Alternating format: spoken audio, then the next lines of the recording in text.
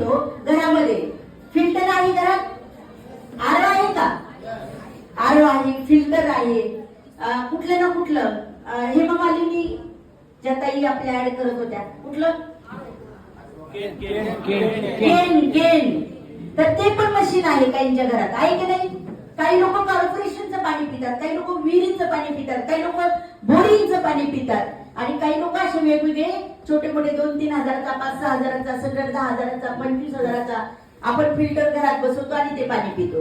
तर मित्रांनो, सरपंच सांगतील जे पाणी आपण पितोय, विहिरीचं पिलं त्यात पण जास्त टीडीएस जातोय, बोरिंगचं पिलं त्याच्यापेक्षा जास्त टीडीएस जाते, कॉर्पोरेशनचं पिलो तर मित्रांनो त्याच्यात पण काय काय आपल्या शरीरात चाललंय, आणि जे बिस्लेरीचं पितोय ह्याचं तर वाटच लागली.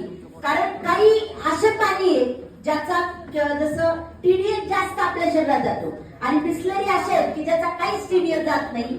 आणि म्हणून मित्रांनो आता सध्या सगळ्यात जास्त अर्थरायटिस प्रॉब्लेम, हातपाय दुखतात का नाही? आता चेअरवर बसलं तरी कंबर दुखायला झाले का नाही?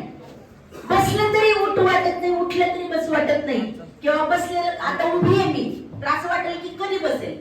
तर अशा ज्या गोष्टी आहेत तर आपण डेमो बघूया, कॉन्सन्ट्रेशनने डेमो बघा, कारण 72% शरीरात पाणी आहे, आणि आपण जेवढे घरात मशनरी कुठल्या ना कुठल्या बसवलेत आणि कुठलं ना कुठलं पाणी पितोय हे किती घातक आहे शरीराला हे आपल्याला डेमोच्या माध्यमातून कळणार आहे. येस.